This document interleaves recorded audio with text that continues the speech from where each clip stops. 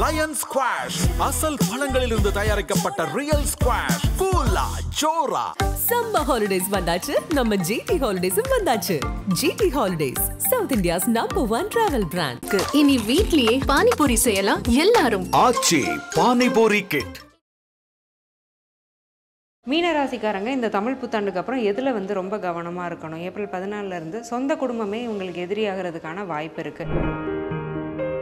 கையில் பணம் இல்லை, பணத்துக்கு பஞ்சங்கிற நிலைமை வராது. இவ்வளோ நாள் இருந்தால் கூட அது மாறும். ரெண்டாவது ஒரு விஷயம், வேலை இருக்குமா இருக்காதா, வேலை என்ன ஆகும்னு யோசிச்சவங்களுக்கு எல்லாம் நிரந்தரமான வேலைங்கிறது இருக்கும்.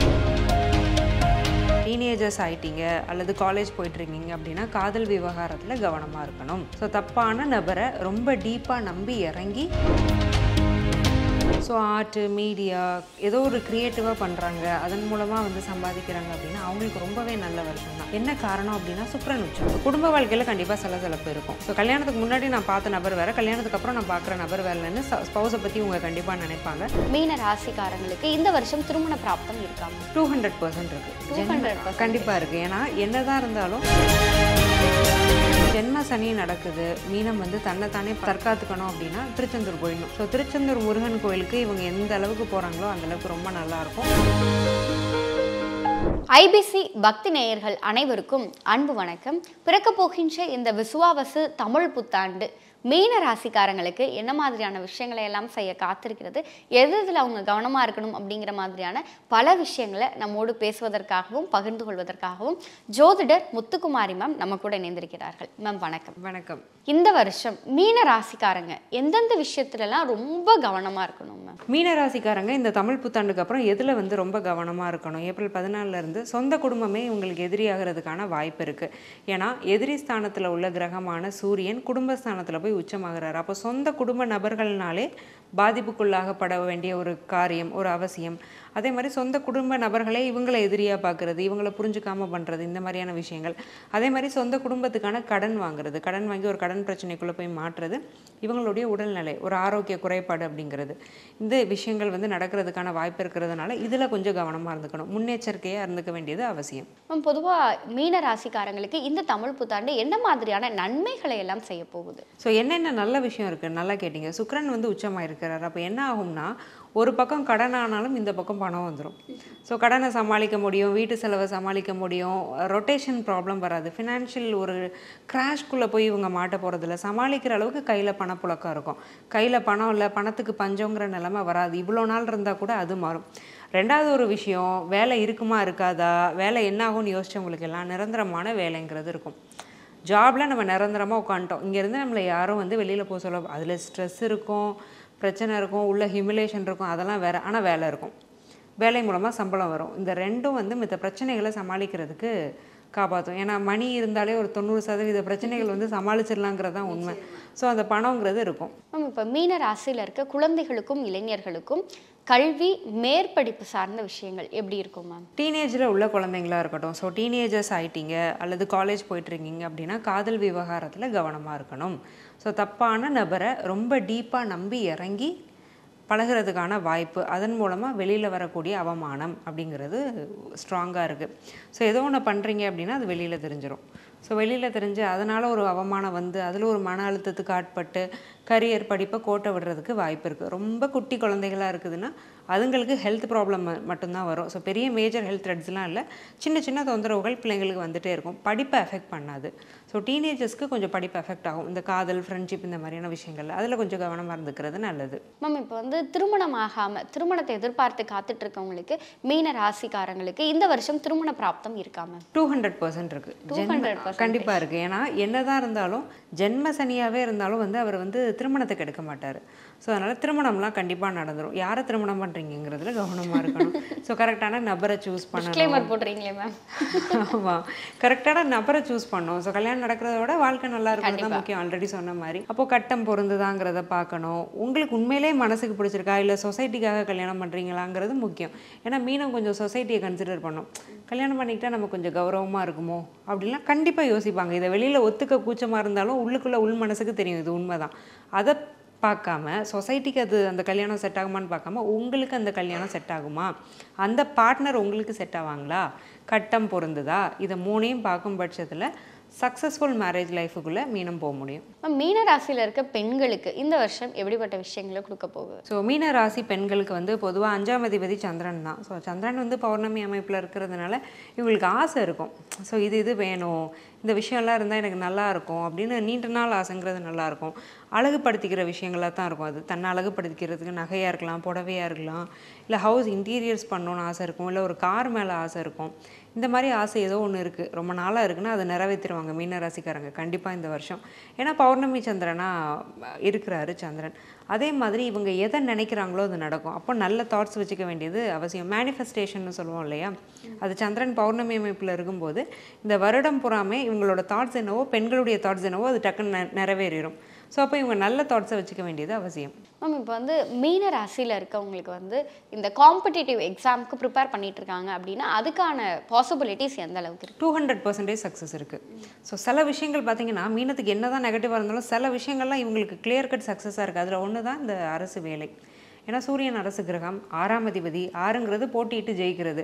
ஒரு காம்படிஷனுக்கு உள்ளே போய் ஒரு எதிரியை உருவாக்கி அந்த எதிரியை வீழ்த்தி ஜெயிக்கிறது 6ஆம் இடம். 6ஆம் அதிபதி உச்சமாக இருக்கும்போது, அதுவும் அரசு கிரகமாகவே இருக்கும்போது நிச்சயமாக அரசு வேலைக்காக படித்து எக்ஸாம் எழுதிட்டு இருக்கக்கூடிய பிள்ளைங்க, அது அரசு வேலைங்கிறது ஸ்டேட்டாக இருக்கலாம், சென்ட்ரலாக இருக்கலாம், பேங்காக இருக்கலாம், ரயில்வேஸாக இருக்கலாம், என்ன செக்டாராக வேணாலும் இருக்கலாம்.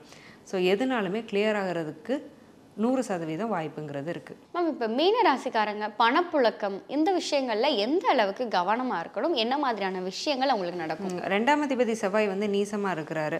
ஸோ இவங்களுக்கு என்ன ஆகும்னா பெரிய பெரிய லாஸ்லாம் வராது. சின்ன சின்ன லாஸு, ஒரு இடத்துக்கு வந்து வீணாக பெட்ரோல் போட்டு காரை வச்சு சுற்றுறது.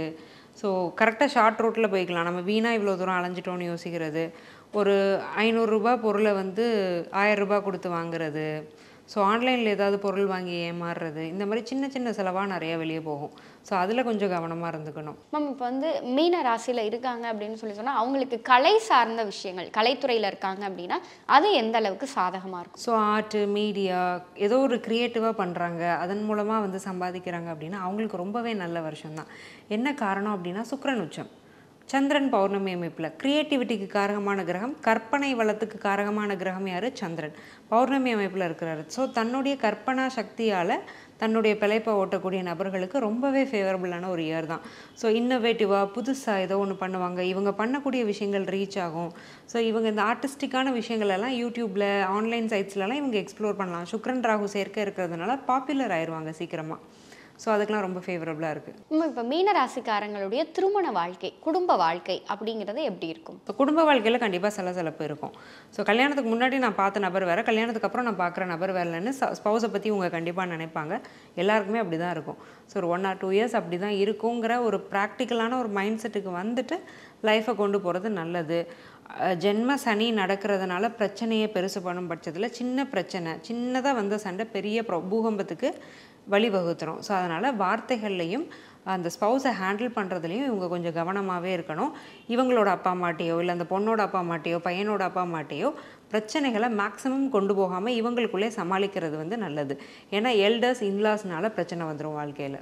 அவங்களுக்கு 2 ஆப்ஷன், வேலையா தொழிலா அப்படின்னு கொடுத்தோம் அப்படின்னா கம்பேரிட்டிவ்லி எது வந்து அவங்களுக்கு ரொம்ப சக்ஸஸை கொடுக்கும்? Comparatively business is good. ஆனால் பிஸ்னஸ் ஆல்ரெடி லாஸில் போயிட்டுருக்கு அப்படின்னா அதை பர்சியூ பண்ணக்கூடாது. அதே மாதிரி தெரியாத ஃபீல்டில் தொடக்கூடாது.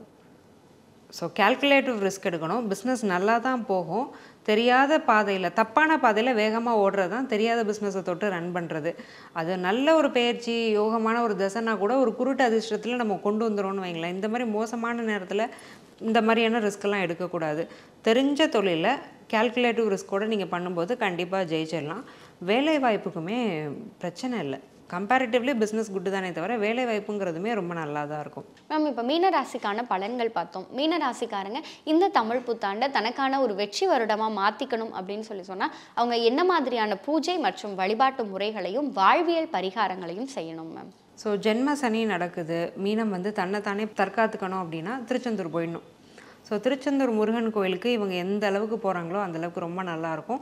ஸோ தமிழ் புத்தாண்டு இந்த வருடம் ஆரம்பிக்கும் போது இந்த திருச்செந்தூர் முருகன் கோயிலுக்கு போயிட்டு வந்துடுறதுங்கிறது ரொம்ப நல்லது. டெய்லி கந்த சஷ்டி கவசம் தான் கேட்கணும். ஏன்னா உங்களோட நோய் நொடியிலேருந்து எல்லா விஷயத்தையும் அதை நீங்கள் சொல்லி சொல்லி பாராயணம் பண்ணும்போது வாய் விட்டு பாடணும். பாடும் பட்சத்தில் கந்த சஷ்டியை டெய்லி 1 time 2 times நீங்கள் ஃபாலோ பண்ணும் பட்சத்தில் நிறைய நல்ல பாசிட்டிவ் சேஞ்சஸ் இருக்கும். என்ன மாதிரியான ஒரு வாழ்வியல் பரிகாரம் இவங்களுக்கு தேவை அப்படின்னா, ஜலசியான பீப்புள் இவங்களை சுற்றி இருக்கிறாங்க, இல்லை இவங்களுக்கு தப்பாக சொல்லி கொடுக்குறாங்க, தப்பாக சொல்லி இவங்களை மேனிப்புலேட் பண்ணுறாங்கன்னா அந்த பீப்புளை உடனே இவங்க கட் ஆஃப் பண்ணணும். எந்த அளவுக்கு இவங்க வந்து கோவிலில் அன்னதானம் போடுறாங்களோ அந்த அளவுக்கு ரொம்ப நல்லது. ஸோ ஏதோ ஒரு இவங்க ஊர் கோவிலாக இருக்கலாம், ஒரு மாதத்துக்கு ஒரு முறையோ 3 மாதத்துக்கு ஒரு முறையோ அன்னதானத்துக்கு இவங்க டொனேட் பண்ணுறது, இந்த மாதிரியான விஷயங்களை ரெகுலராக பண்ணிகிட்டு இருந்தாங்கன்னா நல்லது. படிக்கக்கூடிய குழந்தைங்களுக்கு படிப்புக்கு உதவி பண்ணுறது, பணம் பண்ண முடியலை அப்படின்னா அட்லீஸ்ட் சொல்லி கொடுக்குறதுங்கிறது நல்லது. ஸோ இதை ரெகுலரைஸ் பண்ணும்போது மீனத்துக்கு லைஃப் வந்து இன்னுமே நல்லா அமையும். நிறைய விஷயங்கள் நீங்கள் வந்து சொன்னீங்க. மீன ராசிக்காரங்களுக்கு இந்த தமிழ் புத்தாண்டு விசுவாவசு ஆண்டு என்ன மாதிரியான நன்மைகளை எல்லாம் செய்ய காத்திருக்கிறது, எதுலெல்லாம் கவனமாக இருக்கணும், என்ன மாதிரியான பூஜை மற்றும் வழிபாட்டு முறைகளை அவங்க பின்பற்றணும் அப்படிங்கிற மாதிரியான பல விஷயங்களை எங்களோடும் எங்கள் நேயர்களோடும் பகிர்ந்து கொண்டதற்கு நன்றி மேம். நன்றி. லயன் ஸ்குவாஷ் அசல் பழங்களிலிருந்து தயாரிக்கப்பட்ட ரியல் ஸ்குவாஷ் கூலா ஜோரா. சம்மர் ஹாலிடேஸ் வந்தாச்சு, நம்ம ஜிடி ஹாலிடேஸும் வந்தாச்சு. GT holidays South India's number 1 travel brand. இனி வீட்லயே பானிபூரி செய்யலாம் எல்லாரும். ஆச்சி பானிபூரி கிட்.